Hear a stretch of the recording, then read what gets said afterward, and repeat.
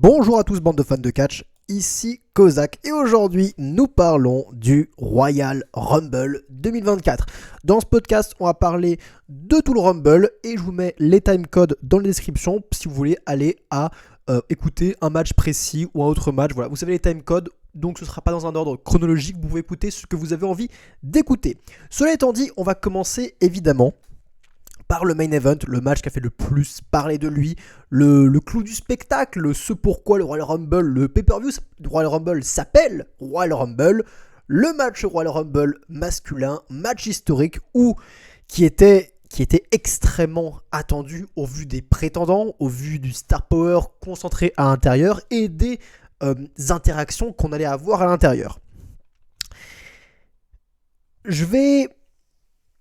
On va parler de tout le match, on va faire la liste des entrées par ordre d'apparition et j'expliquerai au fur et à mesure mon ressenti en temps réel que j'ai eu pendant le match. Les deux entrées numéro 1 sont les frères Uso. On a d'abord eu Jey Uso et ensuite Jimmy Uso.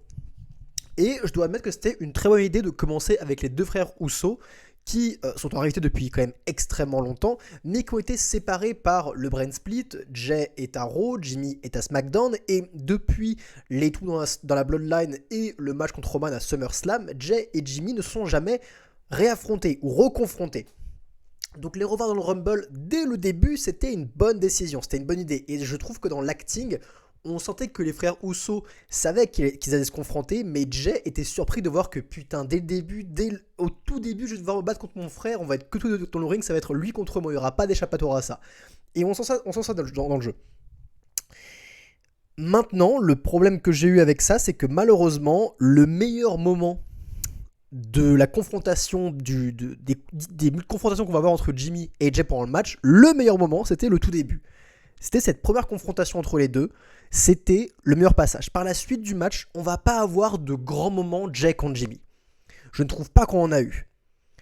Je trouve que Jey, ça a été l'Iron Man du match. C'est celui qui est resté le plus longtemps. Il va rester quasiment, pas jusqu'au dernier 6, mais il va rester jusqu'au dernier 7 ou dernier 8, je crois. Donc voilà, une grosse performance. Il va rester à peu près 1 heure, voire plus d'1 heure dans le match. Donc, très bonne performance de sa part. Mais il n'a pas fait de grandes choses dans le Rumble. Et Jimmy, quant à lui, c'est plutôt ridiculisé tout le long du Rumble. Tout le long du Rumble, Jimmy va chercher à s'associer avec les différents heels, avec Bronson Reed, avec Andrade, je crois, avec Karen Cross, et essayer de faire no hit, et oui, no hit si tu veux. Et il paraît un peu pour une blague, Jimmy Uso. Et je pense qu'on aurait pu avoir beaucoup plus de choses assez intéressantes entre Jey et Jimmy. On aurait pu avoir un grand moment entre Jey et Jimmy pendant le match. Malheureusement, le plus grand moment reste cette première confrontation au tout début, ce premier face-à-face qu'on a au tout début. Donc cela est un peu dommage. Et on va voir tout de suite, c'est que quand je vais parler des futurs entrants, le numéro 3, Grayson Waller... excusez-moi. Au tout début, il y a quand même une petite surprise. Excusez-moi, j'ai failli oublier. Donc, Grayson Waller sur son entrée. Et numéro 4, directement, Andrade, El Idolo, Andrade Cien Almas. Ici, uniquement Andrade. Revient à la WWE. Il doit être content. Il en avait plein le cul de l'autre côté. Il a passé sa carrière à la WWE à foutre des pains à Sammy Guevara pour se faire virer. Finalement, il n'a pas renouvelé son contrat et directement un an plus tard, le voilà de nouveau à la WWE. On verra ce qui se passe pour Andrade. Pour l'instant, ils le mettent en tant que face. C'est normal, le mec fait son retour, donc on le remet en tant que face. Il va sûrement entrer dans le cercle de Carlito, de la LWO, excusez-moi, de Santos Escobar, etc. Je pense que c'est par là qu'il va graviter. Nous verrons dans son avenir. Andrade est un bon worker. Malheureusement, il est limité en promo. Il lui faut absolument quelqu'un qui parle pour lui. Mais dans le ring, c'est un bon talent, Andrade. Il fait un bon talent de mid-card et il peut faire des choses sympas. Donc, on verra comment l'utiliser. En tout cas, c'est toujours un worker en plus pour la WWE. Mais voilà où je voulais en venir. C'est que le début du match, malheureusement, manque de star power. Et encore une fois, c'est pas un drame en soi. C'est normal, les plus gros stars vont arriver à la fin, le climax va arriver à la fin. Au départ, on commence tranquillou. Donc on a un enchaînement de Carmelo Hayes, bon talent, hein. Shinsuke Nakamura, bon talent aussi, Santos Escobar, bon talent, Karen Cross, bon talent. J'ai rien à dire là-dessus, ce sont des bons talents, des bons workers, mais il n'y a pas de gros noms. Il n'y a pas de gros nom sur lequel s'attacher, et Jey Uso n'est pas vraiment un si gros nom que ça, je trouve. Il n'arrive pas... Les gens l'aiment bien, mais c'est loin d'être un Cody, c'est loin d'être un punk, c'est loin d'être... mais on verra que Bron Breakker a plus fait vibrer les fans que Jey Uso au final. Donc, il manque beaucoup de star power au début. Et encore une fois, ce n'est pas grave parce que, comme j'ai dit, on fait monter en pression. Et les fans sont là pour le Royal Rumble. Et du coup, ils sont là pour passer le voyage. Et ils savent que ça va arriver. Le problème est qu'on a déjà eu un Royal Rumble juste avant. Là, je parle du main event. Et l'opener était le Royal Rumble féminin. Les gens sont déjà passés par un Royal Rumble d'une heure qui, je spoil un petit peu, j'ai trouvé de pas très bonne qualité, très inégal, on va pas se mentir. J'en reparlerai encore une fois plus en détail, mais évidemment, la fin était géniale. Mais le Rumble, en général, dans son intégralité, était vraiment inégal, le match féminin, et a duré 1 heure. Et devoir me retaper, je le sais, un match d'1 heure qui va avoir un début sans gros nom sur lequel vraiment s'accrocher, et bah c'était malheureusement long. Mais je trouve que ce n'est pas la faute des hommes. Parce que si c'était le seul Rumble qu'il fallait voir pendant le pay-per-view, ça aurait été très très bien. Je n'aurais eu aucune plainte à avoir parce que ça aurait été excitant. C'était le premier Rumble que je voyais. Voilà, encore une fois, trop de Rumble tue le Rumble. Et je comprends le fait de faire un Royal Rumble féminin pour des raisons d'équité. Vous savez quoi, on parlera du Royal Rumble féminin plus tard. Voilà, si vous voulez voir mon avis sur le Royal Rumble féminin, allez sur le timecode. Je vais pas trop m'avancer là-dessus. Je garde un peu de réserve pour plus tard. On parle ici du masculin. Donc, Carmelo Hayes, Nakamura, Santos Escobar, Karrion Kross et numéro 9, Karrion Kross d'ailleurs, le pauvre Karrion Kross, hein, il a plus du tout aucune hype le mec. Hein. Le mec n'a plus du tout aucune hype. Depuis qu'il est revenu à WWE, il a vite fait sa rivalité contre Drew McIntyre, c'était ok sans plus. Depuis ce jour-là, le gars, il paraît plus si menaçant, il est... non, il est en dessous, hein, même sa nouvelle faction avec le Authors of Pain, je sais pas trop ce que ça va donner. On verra bien. Dominic Mysterio apparaît en 9 et enfin la foule fait du bruit. Alors la foule comme pas possible, mais enfin quelqu'un qui fait réagir comme pas possible. Dominic Mysterio. Et va prendre de la lutte facile. Je crois qu'il va faire 2-3 éliminations, il me semble. Ensuite Carlito, pareil, ça fait bouger un petit peu. Et là il y a toutes les rivalités secondaires qui s'enclenchent. Carlito va chercher Santos Escobar. Ensuite on a Lashley qui arrive et lui il va chercher Karrion Kross. Voilà, tout ce qui est rivalité secondaire, c'est vachement évacué au début du Rumble. Ça commence à devenir intéressant. Ludwig Kaiser arrive, suivi de Austin Theory, suivi de Finn Balor. Rien à dire là-dessus, encore une fois, des bons workers qui s'enchaînent, mais ça manque toujours d'un gros nom. Et enfin, numéro 15, Cody Rhodes. Enfin on parle. Enfin un gros nom. Et enfin, à partir de là, le Rumble va être très très bon. Encore une fois, tout ce qui manquait à ce début, c'était de l'excitation. C'était le fait d'avoir un des gros noms qui était susceptible de gagner le Rumble qui allait apparaître. Tous les autres, on savait qu'ils avaient aucune chance. Théoriquement, Jey Uso n'a aucune chance de remporter le Rumble. On le sait, même s'il va être numéro 1, même si c'est le cousin de Roman Reigns, etc., qu'il a une revanche à prendre, il a aucune chance de remporter le bordel. On le sait très bien. Et il manquait ce nom qui, on le savait au fond de nous, avait potentiellement une chance de l'emporter. Le voilà enfin, Cody Rhodes, numéro 15.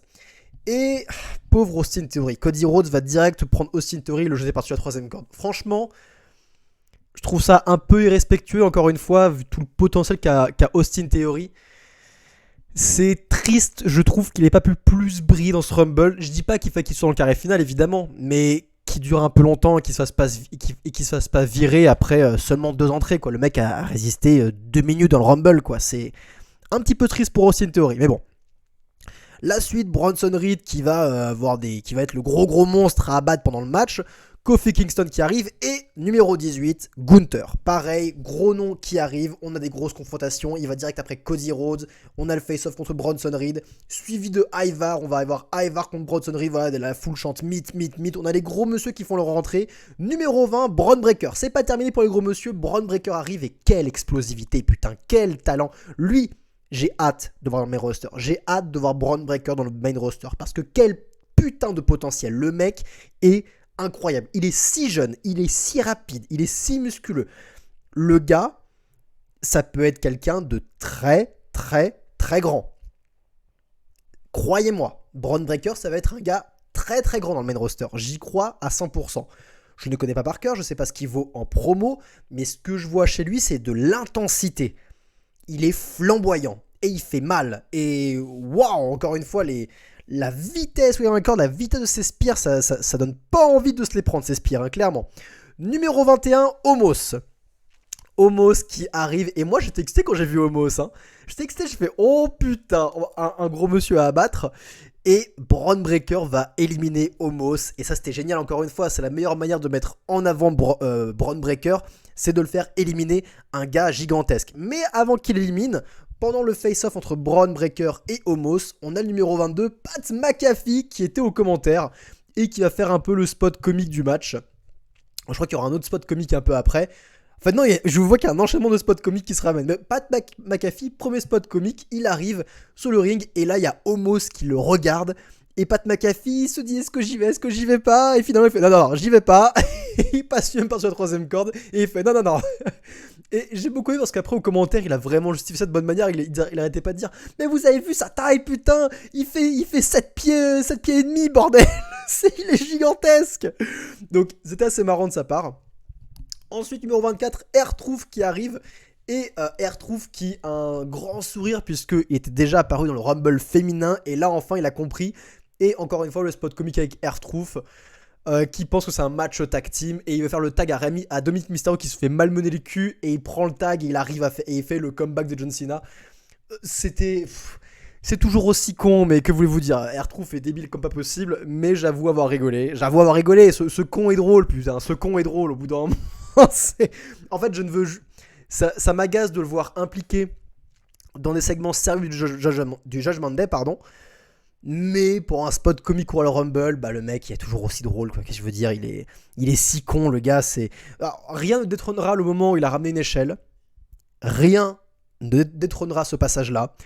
Mais bon, c'était marrant. Et on a aussi, JD Madonna. J'ai oublié JD Madonna. Comment j'ai pu oublier JD Madonna? Parce qu'effectivement, il arrive, JD Madonna, et il va se faire déglinguer dans un premier temps par Braun Breaker qui va le spier à l'extérieur. Et ensuite, R-Truth va le sortir, je crois. Est-ce que c'est R-Truth ou un autre? Je sais plus qui le sort, mais JD Madonna pas respecté du tout. Et c'est la bonne décision parce que, regardez-le, JD Madonna, quoi. Regardez-le. Évidemment qu'on en fait une blague, c'est JD Madonna, quoi. C'est tout à fait normal. Ensuite arrive le Miz, bon worker, rien à dire. Damien Priest est entré et directement il déglingue R-Truth. Bonne décision, on ramène un peu de sérieux. Damien Priest, il est excellent. Et là, on y est enfin. Numéro 27, Look at my eyes. Il est là, CM Punk, le second Citizen, fait son entrée. Grosse pop de la foule. Et il arrive et on sent que le mec, mais il est heureux d'être là. Il est galvanisé par plein d'énergie, on le sent. Et là, il commence à travailler. Et je sais plus qui c'est qu'il élimine. Je crois qu'il élimine une bonne personne, mais j'ai plus le nom malheureusement. Sorry. Mais il fait quelques éliminations. Il se met un peu over, c'est très très bien. Il n'y a pas de souci à ce niveau-là. Et on a une confrontation entre CM Punk et Cody. On a un peu de CM Punk, Gunther. Ça commence à monter. La sauce monte. Et à ce stade, il reste 3 personnes. Et le seul qui doit venir, c'est Drew McIntyre. Et on commence à avoir la petite peur ou la petite excitation de voir le Rock arriver. Elle commence à monter. Numéro 28, Ricochet. Ricochet, bah oui, effectivement, Ricochet, il n'était pas là jusqu'à présent. Il arrive dans un spot final. Pourquoi pas, mais il va faire quelques cabrioles, c'est marrant, c'est sympa. Du coup, encore une fois, je me dis, le prochain, c'est forcément Drew McIntyre, parce qu'il peut pas arriver en dernier, ce serait dommage de gâcher la surprise. Numéro 29, effectivement, Drew McIntyre. Encore une fois, un des éléments les plus importants de Raw ces dernières semaines, un des personnages les plus intéressants aussi au sein de WWE ces dernières semaines. Il arrive, il rase le board. Il rase le board, je me crois dans Yu-Gi-Oh! Il rase tout, il déglingue tout. C'est très cool, il n'y a pas de souci à ce niveau-là. Et numéro 30, la foule se soulève. Est-ce qu'on va voir le Rock arriver? On commence à avoir peur et être excité comme des petites catins. Et non, c'est Sami Zayn, la foule pas parce que la foule aime beaucoup Sami. Il n'y a pas de souci à ce niveau-là, c'était quitte à ne pas avoir le Rock, avoir Sami Zayn en 30ème, c'est une bonne décision. Il n'y a pas de souci à ce niveau-là. Et donc, on va arriver aux derniers 6. Les derniers 6, il me semble que c'est donc Cody Rhodes, Gunther, CM Punk, McIntyre, Sami Zayn et... Ricochet. Ricochet, il me semble qu'il est dans les derniers 6. Et ça va être très excitant. Ça va commencer à être très excitant, mais on se ment pas. Les 4 éléments les plus intéressants sont Punk, Gunther, Cody et McIntyre. Et du coup, les 2 prochains éliminés sont évidemment Ricochet et Sami Zayn. Et là, on arrive au carré final. Encore une fois, ce n'était pas le meilleur Rumble jusqu'à présent. Ce n'était pas le meilleur Rumble. On a eu des meilleurs Rumble et cela est dû malheureusement au manque d'excitation de la première moitié de ce Rumble qui était un petit peu pauvre. Mais le putain de carré final a partir de là, c'est banger. C'est banger. Parce qu'on nous a teasé ces confrontations. Les derniers Raw, on a eu que des confrontations entre ces catcheurs-là. Action de Gunther, qui est une confrontation avec Seth Rollins, mais qui est une machine imbattable depuis ses apparitions dans le main roster. On a eu des confrontations entre tous ces catcheurs-là. L'historique a été implanté, les personnages ont été développés, les enjeux développés, etc. Tout est développé, tout le monde est au courant de l'histoire, et on peut y aller, c'est le climax final. Et quel climax? On a Cody qui affronte directement Gunther et Punk qui prend McIntyre. Et on s'intéresse direct aux deux matchs parce qu'encore une fois, la rivalité Gunther-Cody Rhodes, elle a été très bien établie. Et on n'a qu'une hâte de voir cette rivalité en 1v1. Et McIntyre et Punk, de la vraie animosité a été introduite entre les deux. Et les deux se mettent enfin l'un contre l'autre. Drew va sortir le grand jeu en enchaînant les Claymore sur tout le monde. Il parvient à faire un Claymore sur CM Punk. Il est prêt à l'éliminer, mais CM Punk parvient très vite à le prendre sous ses épaules et élimine McIntyre de nulle part. Alors qu'il est complètement épuisé, McIntyre ne revient pas. Il pète un câble. Et Punk, et Cody, et Gunther sont les derniers trois. Et Cody est en train de gérer Gunther et parvient à l'éliminer quasiment de la même manière que l'an dernier. Gunther est éliminé. Et on arrive au duo final, Punk contre Cody. Et à ce stade-là, les amis, je crois qu'il reste entre 5 à 10 minutes de match. C'était si long, mais si bon. J'en pouvais plus. Je crois que j'ai rarement tremblé autant devant un final de Royal Rumble. Et pourquoi cette raison? Parce que c'est pas comme l'an dernier où, quelque part au fond de moi, je me doutais que Gunther ne battrait pas Cody. Ça ferait pas de sens que Gunther remporte le Rumble. Qui c'est qui l'aurait affronté l'an dernier? Ça aurait été étrange, vous voyez ce que je veux dire? Mais c'était galvanisant parce que Cody devait abattre Gunther, c'était une grosse menace, on était tous à fond, c'était un match typique et on oubliait en fait les résultats logiques, on vivait l'instant et les deux faisaient un si bon travail qu'on était derrière Cody, même si c'était prévisible, on était à fond derrière lui. Là, cette fois-ci, c'était imprévisible. Parce qu'ils ont établi Seth Rollins dans un petit bloc à l'étage qui regardait le Rumble, et Roman dans un petit bloc à l'étage qui regardait le Rumble. Si Punk l'emportait, il aurait confronté Seth Rollins à la fin. Si Cody l'emporte, il confrontera Roman à la fin. Les deux ont une bonne raison de gagner et il n'y a pas de bon vainqueur quelque part. Parce qu'au final, l'autre, s'il ne remporte pas le Rumble, pourra toujours avoir un accès scénarisé pour avoir son adversaire. Vous voyez ce que je veux dire? Donc on arrive à un stade où les deux peuvent gagner sans que ce soit décevant. Et les deux ont une bonne raison de ne jamais laisser l'autre passer par-dessus eux. C'est un final tellement tendu où ils sont épuisés, ils ont oversell comme pas possible, les gars, ils se mettent des finishers, ils se mettent des coups et à chaque fois ils sont par terre, ils en peuvent plus, ils sont exténués. Et on arrive à ce stade où Punk balance « Je ne vais pas me laisser, j'ai pas attendu 10 ans pour me faire éliminer par le fils de Dusty ». Et en disant ça, on va avoir une sorte de comeback de Cody. Punk là sur ses épaules pour le GTS. Mais Cody se détache, cri de rage, et il balance Punk à l'extérieur. Cody remporte pour la seconde année consécutive le Royal Rumble masculin et main eventera WrestleMania. Et il fait déjà son choix alors qu'il célèbre que les pyros éclatent sur le logo WrestleMania. Il pointe du doigt directement Roman Reigns, son choix est déjà fait, il veut sa revanche, il veut terminer son histoire et devenir champion de la WWE, battre le chef tribal dans le main event de WrestleMania. Ces dernières minutes étaient tendues du cul. C'était bon, la putain de sa race. Et encore une fois, désolé si je rappelle toujours ceci sur le tapis quand je parle à WWE, mais encore une fois, les dernières minutes, les 10 dernières minutes les plus excitantes de l'histoire du Royal Rumble, qui font partie clairement des plus excitantes de l'histoire du Royal Rumble, sont avec Cody Rhodes et CM Punk. La semaine dernière, leur confrontation à Monday Night Raw était un des segments les plus intéressants et les plus percutants de l'histoire de Raw ces 10 dernières années. CM Punk et Cody Rhodes, d'où ils viennent ces mecs? De l'AEW. Tony avait ça entre les doigts et il n'a pas réussi à les maintenir. C'est tellement dommage pour cette compagnie parce qu'elle avait de l'or entre les mains. Regardez ça. Et je vais parler du Rumble féminin aussi, mais petit teasing, petit spoiler alerte, Dans le Rumble féminin, la chose qui a fait le plus parler, la chose la plus excitante du Rumble féminin venait aussi de la EW.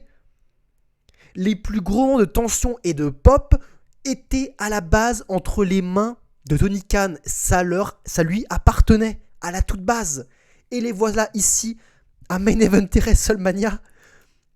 Cody pour la seconde année d'affilée, CM Punk est l'élément qui fait le plus parler, qui provoque le plus de réactions, qui crée le plus de discord envers les fans. C'est l'attraction principale de la fédération maintenant. Cody, le plus gros babyface de la fédération maintenant. Jade Cargill s'apprête à être la plus grosse star, la plus grosse impression de la fédération féminine maintenant à l'heure actuelle. C'est dingue quand on y pense. C'est absolument dingue quand on y pense. Et maintenant, j'ai juste hâte de voir la suite.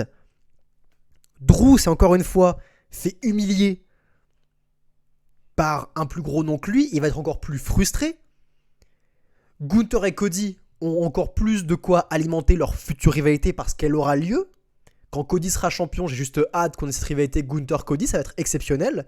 Mais maintenant, Punk, qu'est-ce qui va arriver à Punk? Comment il va réagir? Qu'est-ce qui va se passer? Comment va-t-il interagir avec Cody Rhodes? On va se poser toutes ces questions. Et là, j'ai qu'une hâte de voir Raw. Quelles vont être les prochaines confrontations, les prochains éléments de Raw. Qu'est-ce qui va se passer? Est-ce que Seth va pouvoir... Si Seth revient et sort de blessure, on aura probablement un Chamber pour désigner qui sera le number one contender pour le titre de Seth Rollins. Probable. S'il peut catcher, ce sera sûrement CM Punk. S'il ne peut pas, qui affrontera CM Punk lors de WrestleMania? Qui sera son adversaire? Est-ce que ce sera Gunther? Est-ce que ce sera McIntyre? On ne sait pas, mais c'est excitant. Et encore une fois, un gros bravo à Cody Rhodes quel parcours, et cette fois-ci, il terminera son histoire parce qu'il doit le faire, parce qu'il va le faire, même si c'est prévisible.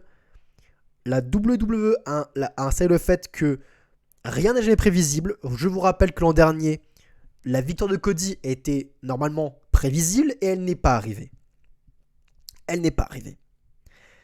Ils ont réussi à intégrer ce doute. Et même si tout le monde se dit à l'heure actuelle que Cody Roman s'est plié, Cody va gagner, quand vous verrez le match, vous aurez le stress parce que vous savez, au fond de vous, vous savez qu'avec Roman Reigns et la Bloodline, rien n'est jamais acquis. Donc j'ai hâte de voir cette revanche, ça va être un immense match de catch, ça va être un des matchs les plus attendus de l'année. Et ça va être fou. Maintenant qu'on a évacué le Royal Rumble masculin et ce carré final hyper excitant, il est temps d'aborder le Royal Rumble féminin, celui qui a ouvert le show. Si vous avez cliqué ici avant d'écouter mon avis sur le Rumble masculin, je doute de la chose, mais c'est possible. Pour faire très rapidement, je trouve que malheureusement, le début du Rumble masculin a perdu en impact, perdu en intérêt à cause du Rumble féminin. Parce que le Rumble féminin a duré plus d'1 heure et qu'il était sacrément long. Les gens ont déjà vu un Rumble féminin extrêmement long avant de mater le Rumble masculin et ça a vraiment impacté le début du Rumble masculin. Et encore une fois, le final, le climax du Rumble féminin était très bon. Bien sûr qu'il était très bon. Le résultat final, on en reparlera, mais était surprenant, imprévisible et intéressant.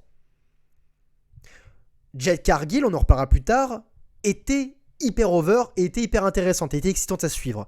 Mais avant qu'on arrive là, sincèrement, avant qu'on arrive au numéro 28, avant qu'on arrive au numéro 19, c'était si long. Parce que la WWE possède tous les meilleurs talents féminins, mais Rhea Ripley ne peut pas être dans ce match puisque elle est championne. Et Charlotte Flair est blessée actuellement.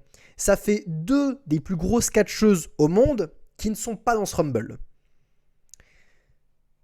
Il n'y a pas beaucoup de star power et pour des raisons logiques, le star power a été glissé en fin de Rumble. Ce qui fait qu'au début de Rumble, c'est tous les talents secondaires. Et là où la WWE a des rivalités secondaires, je ne vais pas dire ultra intéressantes, mais quelque peu intrigantes, qui sont développées, on pense à Santos Escobar, on pense à Bobby Lashley, on pense à évidemment Carlito, on pense au Judgment Day, Finn Balor, Dominic Mysterio, voilà. c'est des gens secondaires, du roster secondaire qui est suffisamment développé et intriguant pour qu'on ait un peu d'intérêt. Dans le roster féminin, waouh, c'était compliqué. On a d'abord Natalia qui fait son entrée et directement la grosse surprise, et ça c'était quand même un petit peu hypant, je vais pas vous mentir. Naomi fait son retour. Naomi arrive, file de glow, etc., etc. Les gens sont contents de la voir, c'est cool.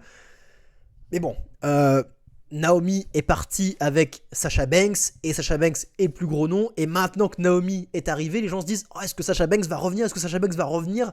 Et du coup, malgré que Naomi soit revenue, c'est sympa, on est plus dans l'attente de voir Sasha Banks que d'être excité par le retour de Naomi. Vous voyez ce que je veux dire? Troisième nom, Bayley. Encore une fois, rien à dire, gros nom, et vous inquiétez pas, on reparlera de Bayley pour des raisons évidentes. Encore une fois, le tout début, rien à dire, c'est des bons petits noms, c'est un petit peu sympa, c'est excitant, mais là, ça commence sur le début de la fin. Candice LeRae arrive. Candice LeRae, même si elle a été éliminée la première ou la deuxième, je crois, elle a duré beaucoup trop longtemps en ce Rumble. je peux pas la blairer, je suis désolé. L'entrée avec les ailes de papillon, je trouve qu'elle a pas de physique, j'ai beaucoup de mal avec Candice LeRae. Numéro 5, Jordynne Grace qui fait son arrivée. Je ne connaissais pas Jordynne Grace, du coup, apparemment de pop. Apparemment, c'est du coup la championne TNA. Et ce que je dois avouer, c'est que même si je la connais pas, donc j'ai pas eu de pop, quand je l'ai vue, j'ai fait « Oh putain ! Ah, ça c'est un physique ! Ça c'est un physique, la putain de sa race. Ok, on va pas la faire chier elle. » Et effectivement, elle fout des grosses mandales, et c'est assez intéressant de la voir là-dessus. Très très cool, encore une fois, c'était correct. Correct, excusez-moi, c'est assez excitant même d'avoir des... Je vais encore un peu plus développer, c'est quand même qu'on a une meuf de championne de TNA qui fait son entrée dans le Rumble. L'an dernier, on avait déjà vu ça avec... J'ai oublié son nom, Michelle McCool. Non, pas Michelle McCool. Ah, comment elle s'appelle? J'ai oublié son nom. Bon, vous me le rappelez dans les commentaires. On avait déjà eu ça l'an dernier, et c'était quand même assez intéressant. Donc c'est cool de voir que la WWE ouvre plus ses portes et qu'il y a une sorte d'entente avec TNA. Ça peut supposer que peut-être qu'on aurait aussi un Dolph Ziggler qui faisait son apparition au Royal Rumble. On l'a pas eu au final, mais c'est cool de voir que les portes ne sont pas fermées intégralement avec la WWE. C'est intéressant. Indy Hartwell arrive, rien à dire de beaucoup. Asuka arrive, je suis pas trop fan d'Asuka, et à ce moment, elle est plus la souffrif de Bayley, c'est pas vraiment une main eventeuse, du coup, elle perd un peu de sa superbe. Ivy Neal qui fait son entrée, qui en a quelque chose à foutre. Katana Chance, ouais, sympa, Osef. Bianca Belair, enfin, Bianca Belair, un gros nom qui fait son entrée. C'est cool de la voir. Elle portait une sorte de tenue d'escorte. Genre vraiment, une escorte qui a tenu Bianca Belair, je trouverais ça logique. Il n'y a pas de... Donc, mais Bianca Belair fait son entrée, c'est cool, c'est enfin un gros nom. Pas de souci. Et pour moi, c'est une des favorites pour remporter le bordel. Arrive Kairi Sane, du coup on a le damage control qui est fort, Asuka, Kairi Sane, Bayley. Et c'est là, exactement ici, que le Rumble va devenir vraiment long. C'est que Asuka et Kairi Sane, qui sont pas des grosses stars, mais qui sont quand même des noms importants, qui font partie d'une faction importante et qui font partie des éléments les plus importants de ce Rumble pour l'instant, sont éliminés par Katana Chance et Kaden Carter, qui arrive un peu plus tard. Et là, on se dit, ah merde, du coup, on a actuellement Bayley qui scelle comme pas possible, qui est par terre, on a Bianca Belair qui commence à scelle aussi comme pas possible, et on n'a pas de faction forte, on n'a pas de moment fort, et là, la suite, mais Tegan Nox, on s'en fout, Kaden Carter, on s'en fout, Chelsea Green, elle est cringe, elle fait des segments comiques un peu cringe, Piper Niven qui va être un peu avec Chelsea Green, qui vont faire des segments tous les deux, des moments un peu tous les deux comiques, qui étaient bof, on va pas se mentir, c'était pas excitant, c'était un peu gênant. Xia Li qui en a quelque chose à foutre. Zelina Vega, putain, elle arrive à un costume stylé, mais c'est personne quoi. Maxine Dupri, par pitié. Vous voyez, là on a un enchaînement de 8 femmes très compliqué. Ça a un peu anti toute la hype, et là je commençais vraiment à royalement m'emmerder. Surtout que Bianca et Bayley continuer à vraiment sell et à pas prendre trop d'importance. Et ce Rumble précis a manqué, je trouve. Ce Rumble précis a mis trop en avant toutes les lutteuses, les second couteaux, les Tegan Nox, les Piper Niven, les Chelsea Green, les Kaden Carter. Elles ont pris trop d'importance, trop de visibilité, alors que selon moi, même si c'est dommage pour la visibilité des jeunes lutteuses, on aurait dû avoir plus de plans sur Bianca et Bayley, qui sont les deux gros noms du début de ce Rumble. Pour alimenter un peu ce trou qui est au milieu, on aurait dû avoir plus de plans sur Bianca et Bayley, qui sont les deux plus dominantes. Et malheureusement, on n'a pas vraiment eu ça. C'est classique, on a, voilà, nouvelle entrée, je fais un peu le show, je montre ce que je sais faire, hop, entrée suivante, pareil, je fais un peu le show, je montre ce que je sais faire, je bats tout le monde, et je scelle. Ensuite, entrée suivante, voilà. C'est toujours pareil, mais du coup, pendant ces moments-là, Bianca et Bayley étaient absentes. Mais vient la numéro 19, Nia Jax. Enfin, Nia Jax, qui est là, je me dis, ok, les choses vont bouger, là, ça devient intéressant. Que vous aimez ou non Nia Jax, moi aussi, je n'aime pas vraiment Nia Jax. C'est vrai qu'au moins, elle a le mérite de rendre les Rumble un peu plus divertissants, d'alimenter un peu la hype sur les Rumble, parce qu'on sait que quand elle arrive, elle va faire le ménage, et que toutes les femmes vont se mettre contre elle, que ça va un peu rythmer et dynamiser la chose, changer le rythme classique du bordel. Donc c'est intéressant. Shotzi fait son avec son tank, je trouve ça si cringe, j'ai envie de la virer direct. Et enfin, numéro 21, Becky Lynch. Ok, et là, ça y est. À partir de ce moment-là, le Rumble, je trouve, commence vraiment. Quand on arrive au numéro 19, encore une fois, Nia Jax et Becky Lynch, c'est un peu loin avant de vraiment démarrer, mais on y est enfin. Des gros dans le ring, des gros face-off. Becky va direct après Nia, c'est excitant, c'est sympathique. Alba Fire arrive, elle fait un peu elle montre un peu de choses. Shayna Baszler arrive, j'aime beaucoup cette lutteuse. Et là arrive numéro 24, Valhalla et R-Truth. Parce qu'on a Valhalla qui fait son entrée, mais R-Truth pense que c'est son moment, il rentre dans le Rumble et il se fait jarter par Nia Jax. Et Valhalla pète un câble derrière lui, c'est un petit segment un peu comique, mais contrairement à celui du Rumble masculin, celui-là j'ai pas vraiment rigolé du tout. Et j'ai trouvé ça, mais genre un peu too much. C'était. Non, c'était genre juste pas drôle, c'était sympa, j'ai vu un petit rictus, mais c'était pas vraiment hilarant quoi, c'était bon. R-Truth quoi, R-Truth est con. Entrée 25, Mia Yim qui en a quelque chose à foutre. Entrée 26, Zoe Stark. J'aime beaucoup cette lutteuse, elle fait des choses sympas, c'est rigolo. Entrée 27, Roxanne Perez, que j'aime beaucoup, que j'ai hâte de voir dans le main roster. Roxanne Perez, elle a beaucoup de talent. Et on y est enfin. Le moment le plus excitant du Royal Rumble féminin de 2024, celui qu'on va tous se rappeler, les débuts de Jade Cargill. Et oh boy, quand elle est arrivée, d'un coup j'ai fait « Oh putain !» D'un coup, j'étais excité. La foule s'est soulevée. Je l'ai vu. J'ai entendu la foule qui d'un coup se réveillait. D'un coup, tout le monde se faisait chier et tout le monde s'est réveillé d'un coup. Elle est rentrée dans le ring. Face-off avec Nia Jax. Face-off avec Bianca Belair. Et elle va éliminer Nia Jax à elle toute seule. Elle va la porter comme si c'était rien du tout. Et elle va la tège à l'extérieur du ring toute seule.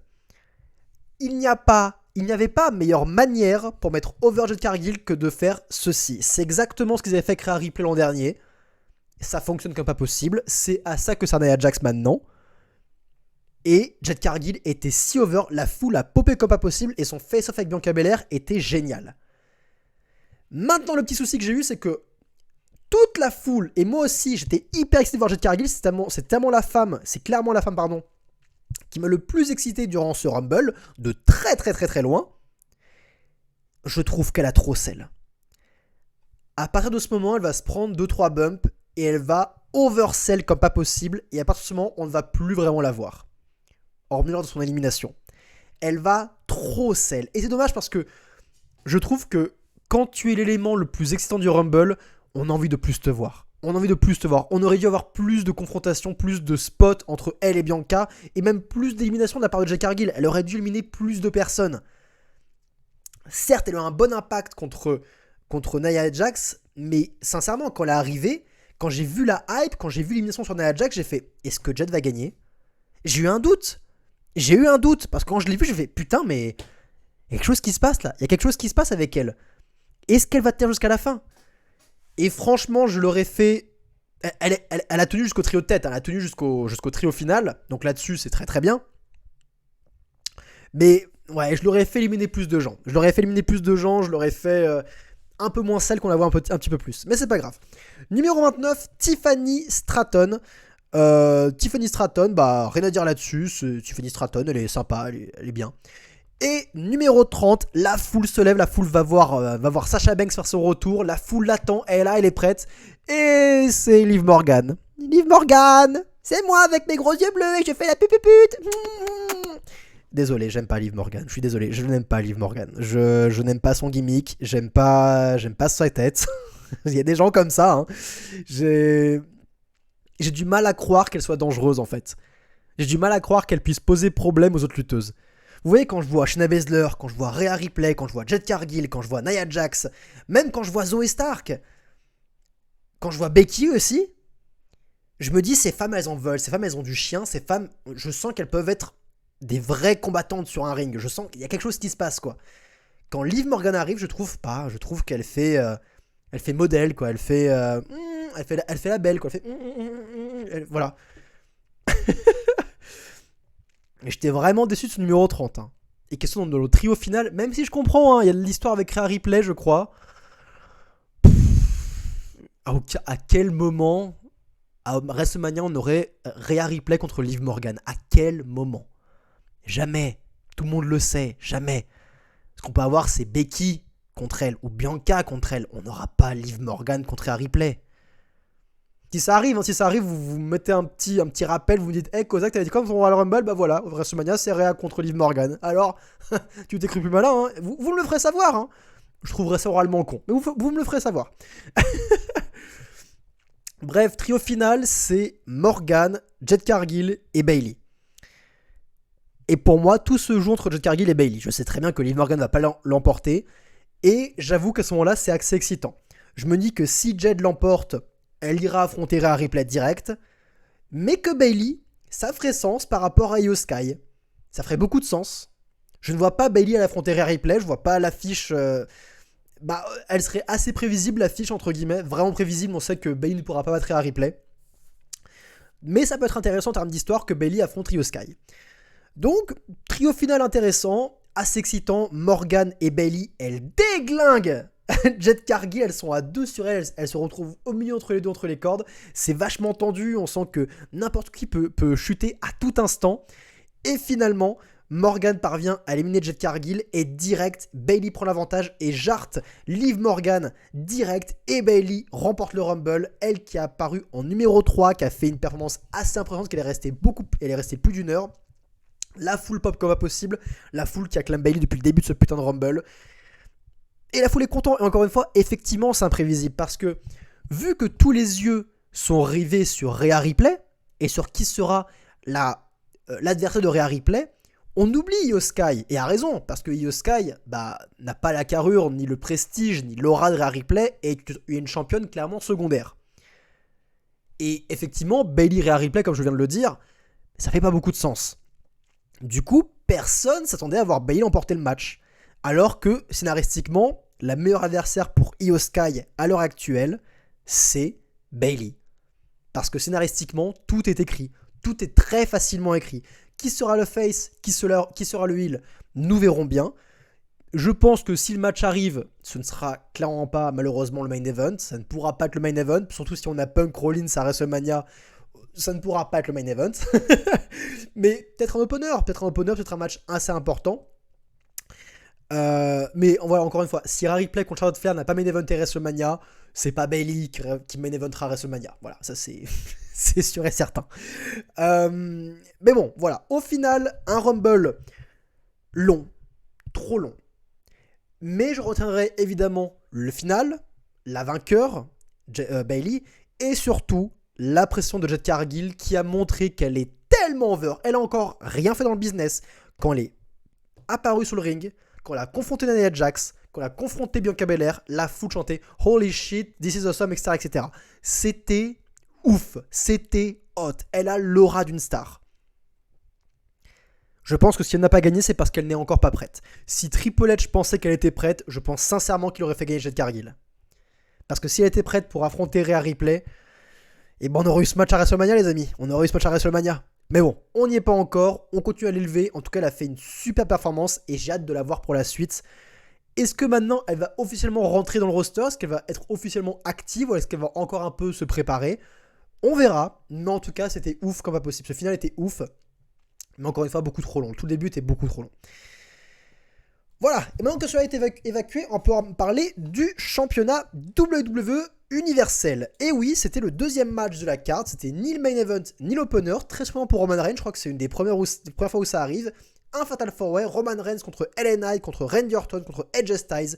Le match qui a été très très bien booké, très très bien hypé lors de ces dernières semaines à SmackDown.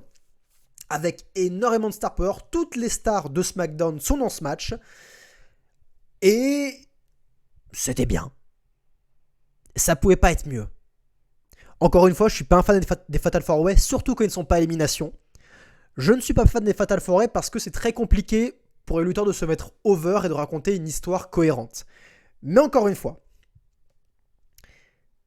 ça ne pouvait, je pense, pas être mieux. Parce que malgré toutes ces contraintes, ces limitations quant au storytelling dans un type de match pareil, les stars se sont chacun permis de se rendre over au bon moment et pendant la bonne période. Ça ne pouvait pas excéder cette quantité de hype. LA Knight a énormément brillé au début de match, faisant son finisher et ses coups de poing avec la foule qui répondait yeah au début à fond. Orton a sorti un banger en enchaînant les RKO et en étant à 2 doigts de remporter la victoire. Et Solo Sikoa va intervenir, la Bloodline va intervenir pour toujours autant d'effets. Ça marche toujours autant, il n'y a pas de souci à ce niveau-là, ça marche comme pas possible. La gueule d'Orton, quand il voit que Solo lui a ôté la victoire, il est hors de lui. Orton a eu son moment. Edge Styles de son moment, il a failli voler la victoire avec un Styles Clash à un moment sur Roman Reigns qui sort de nulle part alors que tout le monde était out. Roman Reigns va kick out. Et Roman a eu son moment aussi avec ce final comme d'habitude. Un gros spear sur Edge Styles pour la victoire. C'était un match avec quelques petits spots sympas. Tout le monde a pu briller, mais encore une fois, rien ne vaut le match 1v1. Si c'était Roman Reigns contre Randy Orton en 1v1, ça aurait été 1000 fois mieux. L'histoire aurait été beaucoup mieux. Mais voilà, pour un match Fatal 4-Way, c'était tout à fait honorable. Roman Reigns reste champion, c'est évidemment la bonne décision puisque Roman Reigns ne peut pas perdre son titre de champion dans un Fatal 4-Way, ça ne ferait aucun sens après un règne aussi historique. Il doit le perdre à WrestleMania. Et maintenant on croise là que Cody va l'arrêter. On y croit, on croit au cauchemar américain. Par pitié, on repart avec ce putain de titre. Donc, c'était bien. Ça ne pouvait pas être mieux, c'était correct. Et pour moi, ce qui était la grosse surprise de ce programme, un match que j'ai trouvé extrêmement bon, sincèrement extrêmement bon, Logan Paul contre Kevin Owens pour le championnat des États-Unis. Et je le dis à chaque fois, mais qu'est-ce qu'il est bon, Logan Paul. Qu'est-ce qu'il est bon. À quel point il a progressé, à quel point il progresse vite. C'est ahurissant. Quand j'ai vu ce match, les matchs d'avant de Logan Paul, je me dis oh putain, le mec fait des bangers, mais je sens qu'il y a encore des petites choses que ça coince un petit peu dans le rythme, dans le facial, il y a quelque chose qui manque un petit peu, mais il a beaucoup de talent. Mais là, les gars, il est tout aussi fort que les autres, voire il est meilleur que beaucoup de lutteurs actifs. Hein. Je trouve qu'il a tellement progressé que maintenant, il est, sans déconner, il est excellent, Logan Paul. Et pourquoi j'ai aimé tant ce match, si vous connaissez, vous voyez très bien où je veux en venir, c'est parce que j'avais l'impression de voir un véritable combat. Et gros big up à Kevin Owens aussi, qui a été un super partenaire, gros big up au storytelling et à la véritable animosité qu'on sentait entre ces deux lutteurs. Pendant ce match-là, ils ont fait un travail exceptionnel, parce que je sentais que les deux mecs, ils étaient vraiment en colère l'un contre l'autre, et qu'ils voulaient vraiment se rétamer la gueule. C'était un combat. Ils faisaient pas semblant, les gars. Ils se sont mis cher. Ils se sont envoyés des grosses mandats dans la gueule. Et Logan Paul a ce prestige, cette unicité de pouvoir proposer des mouvements aériens, des mouvements un peu épiques, un moveset de babyface, mais vu qu'il est insupportable et vu qu'il a une hit naturelle, il peut parvenir à avoir un moveset de babyface tout en étant un heel. Et en faisant ces moves de babyface, la foule va faire des « Oh !» Mais directement après, ça va le huer comme pas possible. Il a ce prestige-là, ce mérite-là, et c'est l'un des seuls à avoir ça. Et donc je trouve ça génial. Ça fait de Logan Paul quelqu'un de assez unique, quelque part, je trouve. Encore une fois, assez unique, dans le sens où Logan Paul, ça marche vraiment. Les gens ne l'aiment vraiment pas. Ils ne font pas semblant de pas l'aimer, les gens. Et c'était un match brutal, encore une fois, c'était un match avec des gros coups dans la gueule, avec du gros selling. Logan Paul va trigger la main de Kevin Owens qui va hurler comme pas possible. Kevin va faire des chops sans faire semblant à Logan Paul et il va les sell en hurlant sa race. Vraiment, on sentait qu'il avait mal. J'ai envie de revoir ce match. Il faut que je revoie ce match parce que vraiment, je trouve que là j'ai trop d'informations dans la tête et j'ai trop de spots qui étaient assez bien. En fait, voilà, il n'y a pas eu de gros spots en fait. mais il y a eu un sentiment de combat du début à la fin. Et j'ai kiffé. Et j'ai adoré le final. Parce qu'on a du coup le pote de Logan Paul qui va intervenir pour aider son Logan Paul. L'arbitre le voit. On a aussi Austin Theory et Grayson Waller qui viennent pour aider Logan Paul et l'arbitre en mode non, vous dégagez. Et il a beaucoup de monde à gérer. Et Austin Theory va glisser un coup de poing américain à Logan Paul qui va l'enfoncer. Logan s'apprête à faire son coup sur Kevin Owens avec le coup de poing américain, mais Kevin Owens l'intercepte, il chope le coup de poing américain, et boum, une énorme mandale sur Logan Paul, et là je fais, oh putain, il va prendre le titre, il va réussir à prendre le titre. L'arbitre commence à faire le tomber, Logan est complètement mort, et l'arbitre voit le coup de poing américain sur le poing de Kevin Owens, il arrête le tomber, il chope la main de Kevin Owens, il fait, c'est mort, t'es out, disqualification, victoire de Logan Paul par disqualification, et la tête d'Owens, il est tellement dégoûté. Et c'est génial. C'est génial. Ce final arrive très rarement, ce final-là. Et c'est fou parce que c'est comme ça que ça marche le catch. Là, Logan Paul, il prend de la hit naturellement. Les gens sont dégoûtés pour Kevin Owens parce que, encore une fois, Kevin Owens n'a pas fait un move de heal en frappant Logan Paul avec le coup de poing américain puisqu'il lui a juste rendu la monnaie de sa pièce. C'était un move de babyface et il s'est fait avoir, il s'est fait choper par l'arbitre alors que ça n'arrive jamais. Et la fois où ça arrive, il faut que ça tombe sur ce pauvre Kevin Owens qui est un babyface. La foule est dégoûtée. Et ça marche pas bien parce qu'encore une fois, Logan Paul, je trouve qu'il a un très très bon règne. Je trouve qu'il rend ce titre hyper over. J'ai envie de le voir encore plus longtemps champion parce qu'il est d'un naturel exceptionnel et les confrontations qu'il a avec les autres adversaires sont toujours très très bonnes. Ça fait partie toujours des très bons segments de SmackDown, à chaque fois qu'il apparaît, ou de Raw, tout dépend de où il va. Mais cette rivalité Kevin Owens, est-ce que c'est la fin ? Je ne sais pas. Honnêtement, j'aimerais bien voir la rivalité continuer, parce que c'était bien. C'était bien. On verra s'il continue la rivalité ou s'il va affronter quelqu'un d'autre. Je n'en sais rien. Mais ouais, c'était un super match. Ce match était meilleur que le Fatal 4-Way. Il était meilleur que le Fatal 4-Way. Ce match était le deuxième meilleur match de la soirée, après le Royal Rumble masculin, en particulier grâce à son carré final. C'était un très bon match de catch. Encore une fois, Logan Paul est superbe et Kevin Owens a fait un très bon work, a très bien worké face à Logan Paul. Un très bon talent. Bref, c'est tout pour Royal Rumble, encore une fois. Donc, très bon show. La seule chose que je n'ai pas vraiment aimé, c'est le début, la première partie du Rumble féminin, même les 2 premiers tiers du Rumble féminin. Je sais qu'on arrive à Nia Jax qui était trop long et qui, en plus d'avoir impacté la qualité, la longueur du Rumble féminin, a aussi impacté le début du Rumble masculin. Donc malheureusement, ça fait beaucoup plus de mal que de bien. Je ne sais pas ce qu'il faudrait faire pour changer la donne, parce que je comprends encore une fois ces raisons d'équité, que les femmes devraient avoir un Rumble tout autant que les hommes. Mais malheureusement, il y a moins de bonnes workers féminines que de bons workers masculins. Malheureusement, c'est un fait. Je suis désolé, je veux choquer personne, mais je pense sincèrement que c'est la vérité. Est-ce que les femmes devraient avoir un Rumble avec uniquement 20 personnes, pas 30 ? Mais encore une fois, ça poserait problème. Ça poserait souci en termes d'éthique. Et je comprends que ça pose souci en termes d'éthique. Peut-être que la solution est de ne pas proposer le Rumble féminin au même moment que le Rumble masculin. Peut-être qu'il faudrait que le Rumble féminin ait son show pour elles, que les femmes aient leur show pour elles, avec le Rumble féminin qui sera en main event, qui soit le seul Rumble du pay-per-view, parce que je pense même aussi que c'était le seul Rumble pay-per-view pour les femmes, et bah il aurait été mieux aussi, encore une fois, ça aurait été plus sympa, il y aurait plus de hype. Là, à chaque fois, se taper 2 Rumble gâche le Rumble d'après. Et je trouve ça dommage. Donc encore une fois, je ne parle pas de supprimer le Rumble féminin, je parle du fait de ne pas, soit de réduire, s'ils veulent faire les Rumble en même temps, soit de réduire la quantité de personnes dans les Rumble, et dans ce cas-là, pourquoi pas faire un 20 et 20, pour que les 2 matchs durent moins longtemps, soit séparer les Rumble, faire un Rumble masculin à un endroit, et un Rumble féminin à un autre moment de l'année. Parce qu'en l'état, je trouve que ça fait vraiment trop.